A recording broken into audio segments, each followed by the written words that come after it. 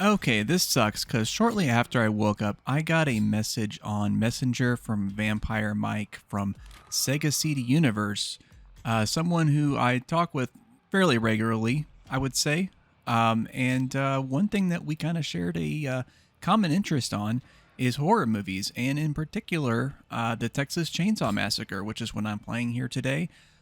He sent me a article where they had announced today that they were no longer adding any kind of new content to the game, that the game was basically at end of life, and after the upcoming patch that is, I guess, due to be released soon, that's going to be it. Now, they're not going to be delisting the game from the store immediately or anything like that. And they're still going to be selling like the DLC and whatnot that they have, as well as the game. And it will keep the servers online, but this really sucks. And the reason why it sucks is because I was actually very, very into this game. I'm not kidding. Like, if you look at my Steam profile, I have over 660 hours played on just the Steam version of this game. Now, bear in mind, before that, I was playing this game originally on Game Pass, the Xbox version, as well as the PC Game Pass version. And I have several hundred hours from playing that too when this game was on Game Pass. So I've spent probably at least 1,000 hours of my life playing this game. And the thing is, I would have never played this game if not for the fact that it was on Game Pass, and also if not for the fact that another good friend, Joel from Media Glitch, talked me into trying this game out whenever him, Cag, Intrigue Gaming, I forgot if Reggie was playing this game or not. They were, doing some of the live streams, and they were kind of showing off this game. And actually, it's kind of interesting, but, it didn't look my cup of tea because I had previously played games like Dead by Daylight and Friday the 13th. And for various reasons, I was really not into those games. But, I figure, hey, why not? It's on Game Pass, and they're want to play with other viewers too, to kind of fill up the whole team. So I decided to give this game a try. And it was very challenging, of course, but once I started really learning the game, I really got hooked on it. And I met a lot of people that also played this game, and, got to know quite a few people in the community for this game, even got interested in other similar asymmetrical horror games, such as The Outlast Trials and Killer Clowns from Outer Space. That would have never happened. I would have never played this game, none of that, if not for all those circumstances. And, hearing that this game's no longer going to be supported, and really not that long after, like what's been about I want to say 17 months. No, it's longer than that. Like 19 months or something like that since the game came out to this announcement, which just really sucks. Basically, nobody knows why. The game wasn't like as popular as Dead by Daylight, but then again, none of the games in this genre is. It arguably was probably the second most popular game in the genre, but I guess maybe there just was not enough demand. I'm sorry there, Connie. I think I might have got you killed there. Possibly. But anyways, like, I guess this particular genre is just not big enough to really support more than one game. And unfortunately, it's the game that I'm not really that interested in, because like Dead by Daylight, whenever I played that originally, I did dig certain aspects of it. I digged the fact that there was like that whole hide and chase kind of aspect to the gameplay. I thought that was pretty cool, but and I really didn't like the core gameplay loop. It was really too basic at the end of the day. Like, it kind of made sense back then because it was one of the early titles in this genre. So you have to have like a basic gameplay loop to get people hooked on it. But it doesn't really have the horror movie vibe because, it's the maps are procedurally generated. Everything's in this different locations. You have like those little timing mini games, and if you screw up, it makes noise or whatever. But it's all about just knocking out the generators, or actually fixing them, rather, not knocking out. You knock them out in this game, but you fix them in that game. You got to fix the 4 generators, or 5, or whatever it is, so that the exits will open. And if you're the last survivor, a hidden exit will open. And you could just take that as a freebie exit, to fill the whole horror movie trope of the last survivor, always gets out or whatever, right?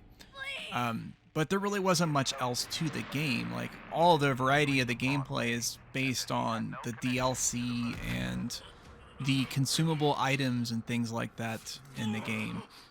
And it just was not that interesting to me. As far as Friday the 13th, I got to try that as well. That definitely fit more of the horror movie mold, but at the same time, it just did not click. That was a different reason, though. That was primarily because the game was just jank, honestly. Like, it had a lot of good ideas behind it, but it was in a rough state. It just felt like a beta the whole time, and they never fixed the game. Now, that was the same publisher that did this game, and who had made Friday the 13th, of course, is Ilphonic, which they actually gone to make a lot of games in this vein. They made games like Predator Hunting Grounds. They made the Ghostbusters Spirits Unleashed. They made Killer Clown from Outer Space. They made a lot of games of this type of gameplay, I suppose you could say.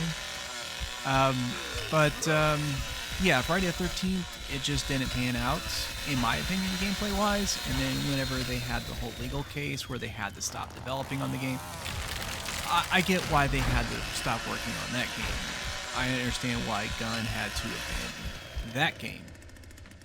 And this one, though, just does not make sense to me at all. Because this is the only one in this genre that actually plays like a horror movie. You actually have like interesting chases, and you actually have some ability to fight back. Everybody's got cool, unique abilities, and you get to you get a lot of perk choices that really change the dynamics of the game. You get to unlock doors and slam them with the doors and all that stuff. Like, there's a lot of really cool ideas that they implemented on this. This game really felt like the next evolution in the asymmetrical horror genre. One that was either a little too bare bones, like DBD, which I kind of would consider that as like the Counter-Strike of the genre. Like, obviously, simple hooks sometimes does a trick for people. People like me, not so much. I really like dynamic and complex gameplay in the games that I play. So it's just not going to appeal to me. That's why I'm also not into Counter-Strike anymore. I was way back in the day, but that was when it was like one of the only games like that. There are so many games like that now that, in my opinion, do things a lot better. But there's just that, or I guess we're stuck with games that are going to have like horrendous jank and are going to die in a short amount of time, like Friday the 13th. Now, this game wasn't perfect. This game definitely had some jank. There was definitely some issues, but it just felt like we were almost there. We were almost over the horizon to get this game in a really good state. And when they had recently released it on PlayStation Plus for the PlayStation people to check it out, it seemed like it was breathing new life into the game, actually. And then they just do this, which kind of tells me that this whole PlayStation Plus thing was just a cheap cash grab to, I imagine Sony, whenever they get these games on Plus, they probably do some kind of lump sum payout or something like that to get that content on that service, so that they can, of course, monetize that service and get people to continue saying subscribe It's too quiet. so they can get those subscriptions, right? It's me, Connie. And then, of course, they were also selling DLC to a lot of these PlayStation players. I actually seen several of them actually buy DLC. They bought the characters, they bought the skins and stuff like that, the way they wanted to monetize. So these are people that, you know, a lot of them were actually willing to put money into the game, but I guess that was just not enough. You know, I guess this was their plan all along, I would have to assume.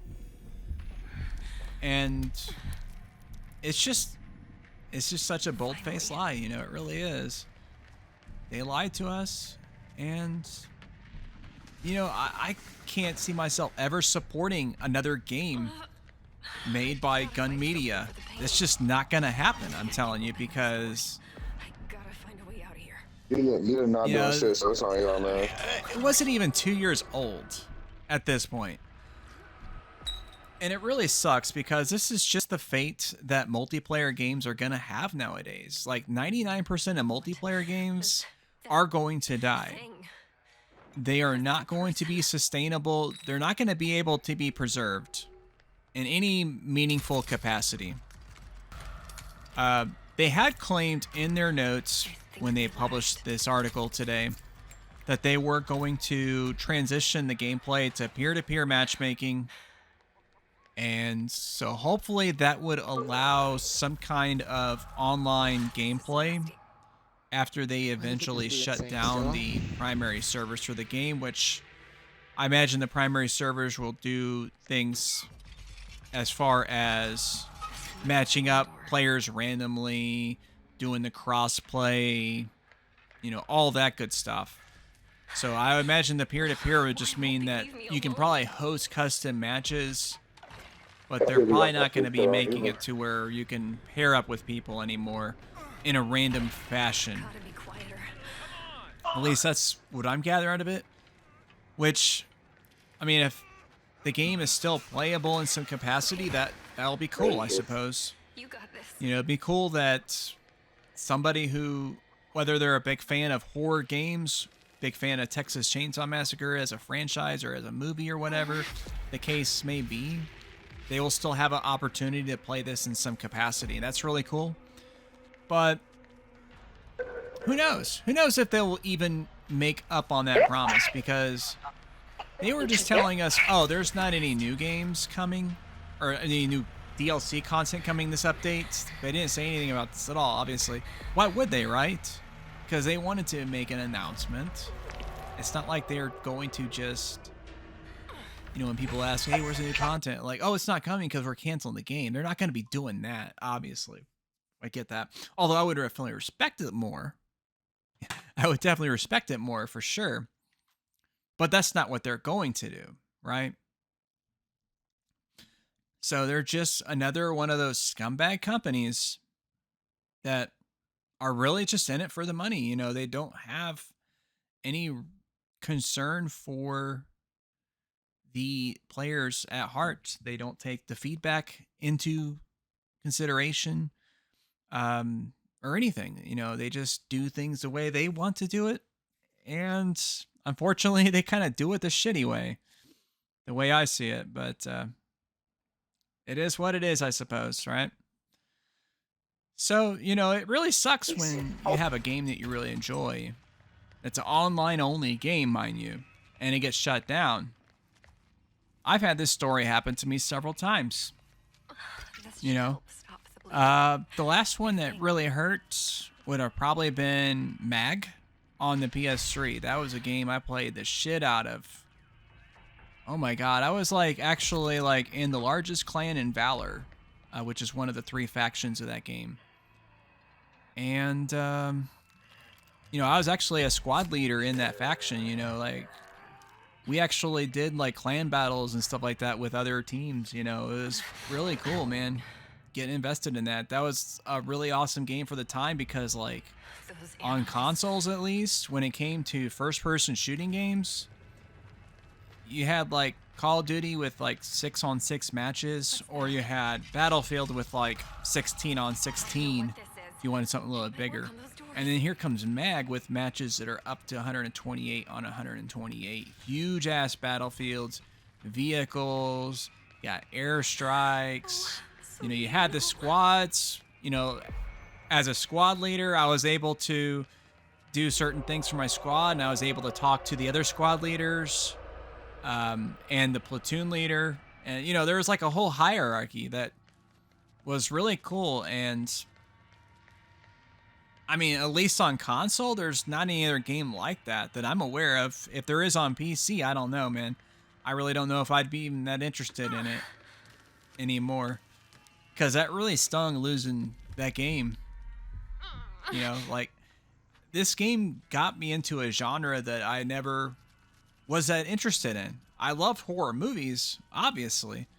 I mean, like, if I had a choice between going to see some average superhero schlock or seeing some low-budget horror movie in the theater, I'm probably going to choose a horror movie almost every time, honestly. Unless that superhero movie was, like, in a franchise that I'm really into, like, say, X-Men or Spider-Man or Deadpool or some shit like that, you know. Then I might have to make a judgment call, right? But, you know, horror movies are pretty much my favorite to watch. I never really been into the games, at least in this fashion. Like, I mean, I love my Resident Evils and all that good stuff, you know. Those are good times always. But, yeah, this one got me into multiplayer PvP styled horror games. And, you know, I'm always going to be interested in seeing what's next on the horizon. But I will warn you, game developers, you know, like, if you try to pull this kind of stunt on us, we're going to be having a conversation. You know. We're going to be blasting you. That I can assure you. So, yeah, this sucks. You know, there's some people out there. There's probably, like, people that are, like, DVD fanboys or whatever that are going to be like, oh, hell yeah, we're the best and all this shit, you know, and they're going to, like, gloat. Yeah, go for it if you want, but you need to keep in mind that a lack of competition isn't going to make your game better. You know, it really is not. I mean, I'm glad that you guys have your game the way you like it and you get the support for it that you want and see the content and stuff like that. I guarantee you if DBD came out today, it would not be a success, you know, because it came out at the right place at the right time. And there just hasn't been anything that has been able to supplant it since then. It's just it's a victim of circumstance, just like, say, PUBG. And then after PUBG, guess what came out after that? Fortnite. And then now there's nothing that can surpass that. Although there's been some games that have had some pretty decent success at least taking a piece of the pie. So, but yeah, I just wanted to kind of ramble off and show you some gameplay of this. I really don't know if it's even worth playing all that much anymore. Maybe I'll pop on here and there. I don't know, though. I really don't. And it kind of sucks because this was a game I really enjoyed. But, well, one thing I can tell you, like, gun media. Oh, shit. Yeah, you guys, good luck. Good luck finding people to buy your next game. I mean, honestly, I think the only way this would be remotely acceptable is if you guys are going bankrupt or some shit like that. And that's why you can't even support the game, even though you had content in the works, some of it already finished that you could have put out. But it is what it is. So that's the last line. I decided before we finish this up, actually, that I wanted to give a special shout out to some of the people that I met through this game. Such as Blaze, South, Crimes, Jokel, Raycept, Carsick, Hurl. Shit, so many people on the Xbox side. Sunshine, fuck, I forget what her actual profile name is. And then, of course, also some of the people that I've been playing with on Steam. such as J.K. Mackey's, Animart, fucking Redhead, I think his name was. I mean, there's just so many people that I've met. And then, of course, also like a shout out to anybody that's over like on the Reddit side of things or whatever. Please! You know, y'all been real. So maybe you'll see me in this game again. Who knows? But that is going to be the last line.